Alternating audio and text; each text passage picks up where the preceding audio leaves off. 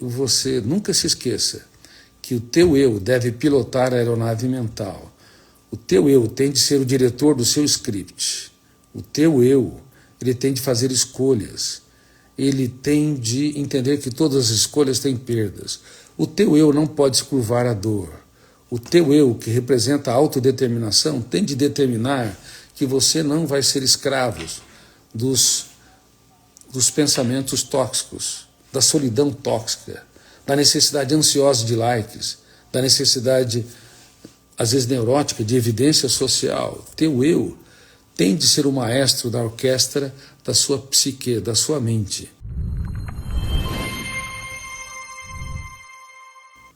A mente vai ser o seu pior problema, se você não gerenciá-la. Você pode ter inimigos, pode ter desafeto, pode ter pessoas que te criticam de maneira ácida, injusta ou te caluniam, mas tenha certeza, ninguém vai asfixiar mais você do que a própria mente sua, se você não aprender a protegê-la, a gerenciá-la. Por isso, gestão da emoção é fundamental. Dá para entender que nós temos muitos fantasmas mentais que nos assombram. Há mais de 100 tipos de fobias que impactam o ser humano e o controlam.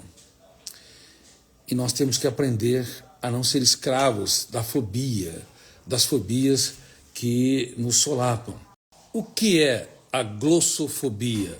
Glossofobia é o medo de falar em público. Quantas pessoas são atingidas? No Brasil, cerca de 60%. Varia um pouco. Entre 60% e 75% das pessoas têm experimentado medo cruel, atroz, de expressar suas ideias.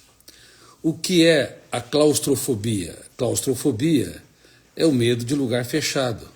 Tem pessoas que, quando estão no elevador, ou num ambiente como um quarto, ou até um anfiteatro, tem um desespero enorme, porque detona o gatilho, que é um fenômeno inconsciente, é um copiloto do eu, abre arquivos mentais dramáticos, que eu chamo de killers, que tem o medo de faltar oxigênio, o medo de desmaiar, o medo de ter uma crise cardíaca, um ataque cardíaco, e ninguém socorrer. A claustrofobia é algo dramático. Muita gente sofre por esse cruel fenômeno que encarcera a mente humana. O que é a alodoxafobia? Alodoxafobia é um nome estranho, mas é uma fobia muito comum. A alodoxafobia é o medo dos haters, dos cancelamentos, do discurso de ódio. Quando alguém faz uma crítica que não corresponde às expectativas, por exemplo, de um influenciador, ou mesmo de um profissional nas empresas, ou até parentes próximos criticando de maneira injusta, pode gerar uma reação aversiva por essa crítica. A alodoxafobia, ela ganhou musculatura na atualidade por causa da intoxicação digital. Há muitas pessoas que sofrem dramaticamente pela alodoxafobia. Os haters, os dislikes, os cancelamentos têm muito mais preponderância do que os aplausos, os apoios, os encontros. É surpreendente como o ser humano tende a remoer o lixo do ambiente social até o lixo da sua própria história e não resgatar os apoios que teve, os encorajamentos, os prêmios, os sucessos. A tendência do Homo sapiens é visitar os arquivos mentais que mais imprimiram dor e não que mais imprimiram alegria. O que é a nictofobia? É o medo da noite, é o medo do escuro. Tem pessoas que não conseguem dormir com a mínima, com o ambiente na penumbra. É necessário uma luz, porque o escuro não está no ambiente em destaque. O escuro está na sua mente, com uma série de pensamentos perturbadores que asfixiam o seu prazer de viver. Então tem muita gente que também tem medo da noite. O que é a demofobia? É um passo mais atroz e cruel do que a glossofobia, que é o medo de falar em público. A demofobia é o medo de estar em público. A democracia é o governo do povo, ou deveria ser. A demofobia é o medo de estar em público, porque se sente ameaçado, se sente que as pessoas não estão correspondendo às expectativas, não estão apoiando, valorizando. Tem pessoas que soam as mãos de maneira tão intensa que as mãos estão frias. Esse suor, essa sudorese excessiva indica um sofrimento que angustia, que gera taquicardia, apreensão, um estado de alerta contínuo.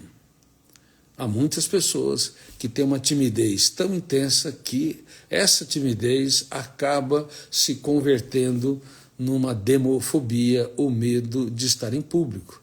Há pessoas com demofobia, eu me lembro, recapitulando a minha história, como psiquiatra, fazendo mais de 20 mil sessões de psicoterapia e atendimentos psiquiátricos, de pessoas que tinham uma insegurança e uma timidez tão cruel, tão atroz, que casar-se publicamente era como enfrentar um deserto insuportável.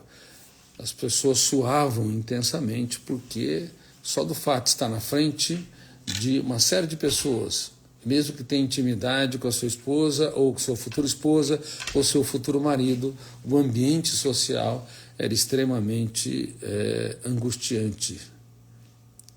O oxigênio da liberdade é a segurança, é a esperança, é a capacidade de você ser autor da própria história, autônomo.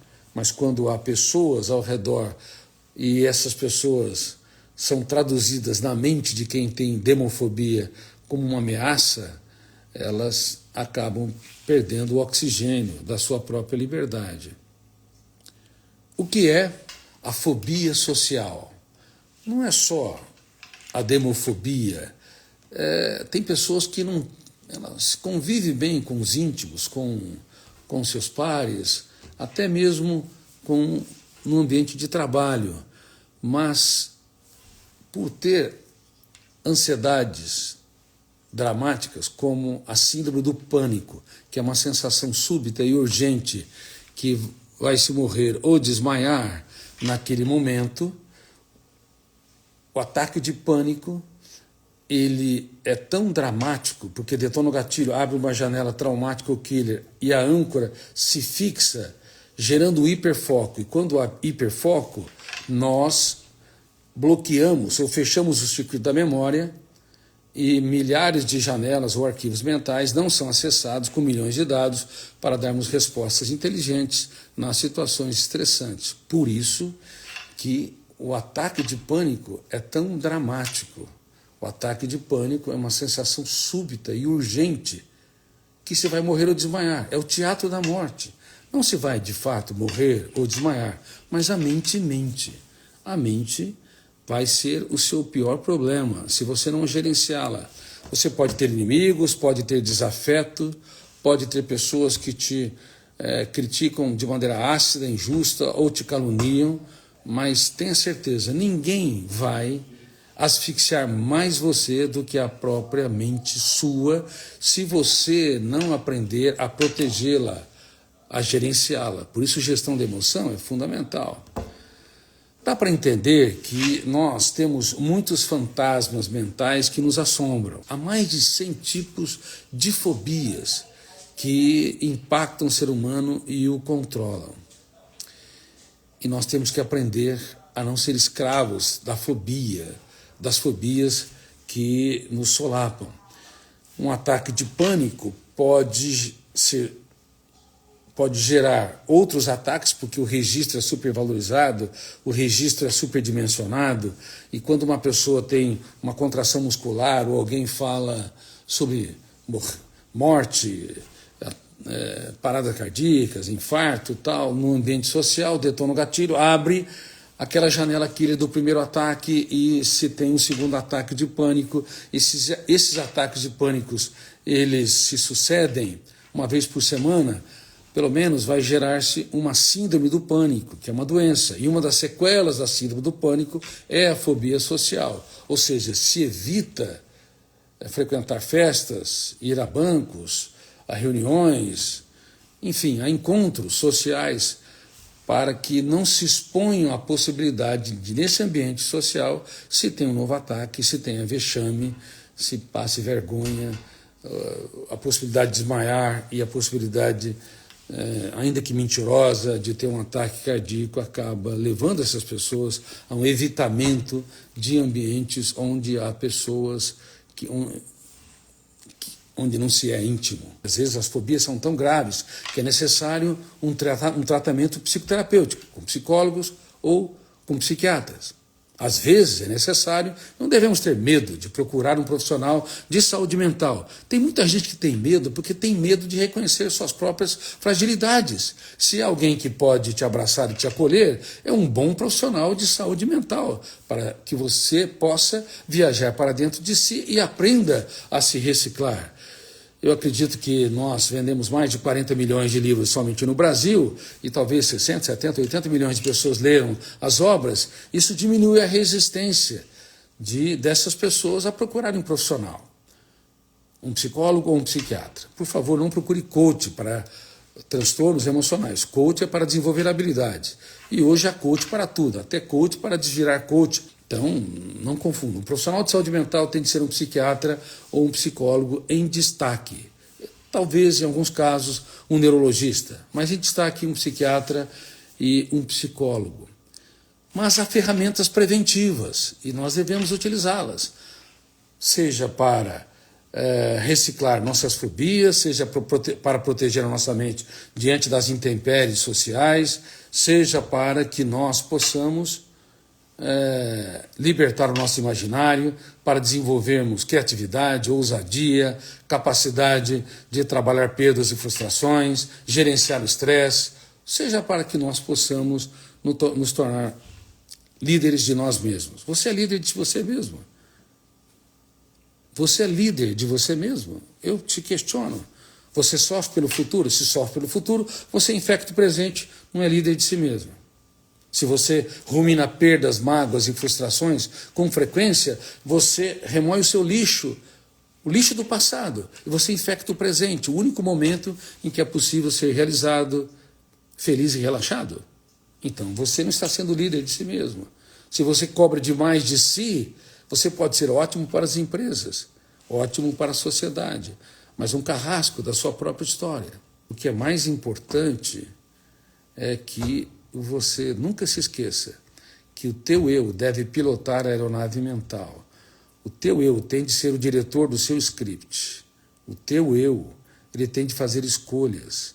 Ele tem de entender que todas as escolhas têm perdas. O teu eu não pode se curvar à dor.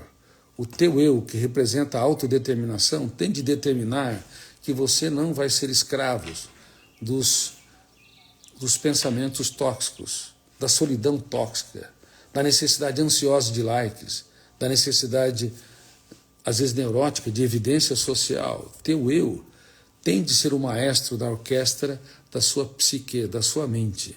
Então, o eu, ele representa a capacidade de autodeterminação, a capacidade de escolha, a capacidade de dirigir o nosso script, ele representa o piloto da nossa mente.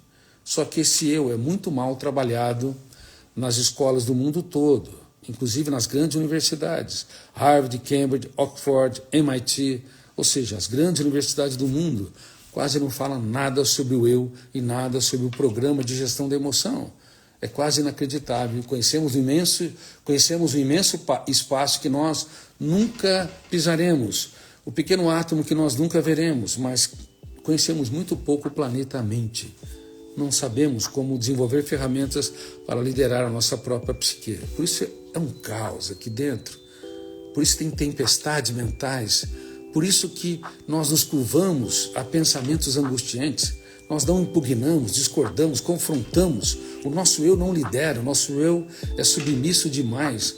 O nosso eu não consegue duvidar de tudo aquilo que nos controla, não consegue fazer uma mesa redonda com os fantasmas mentais que nos assombram. Inclusive, com a hipersensibilidade, onde pequenos problemas têm um impacto muito grande, ou até com a necessidade ansiosa de terceirizar a nossa felicidade em função da opinião dos outros. Você terceirizar sua felicidade em função da opinião dos outros é um calabouço. Por quê? Há pessoas que vão te apoiar, vão te abraçar, mas não poucas pessoas vão te criticar, vão te excluir. A tua paz vale ouro. E daí? Você não consegue mudar a mente dos outros, mas você tem de mudar a sua própria mente. Até mesmo se você for seguro, autônomo, livre, você pode impactar as pessoas que estão ao seu redor. Consequentemente, elas podem ter uma opinião diferente de você. Dê liberdade de expressão para os outros, mas o que você não pode é perder a sua liberdade de ser autor da sua própria história.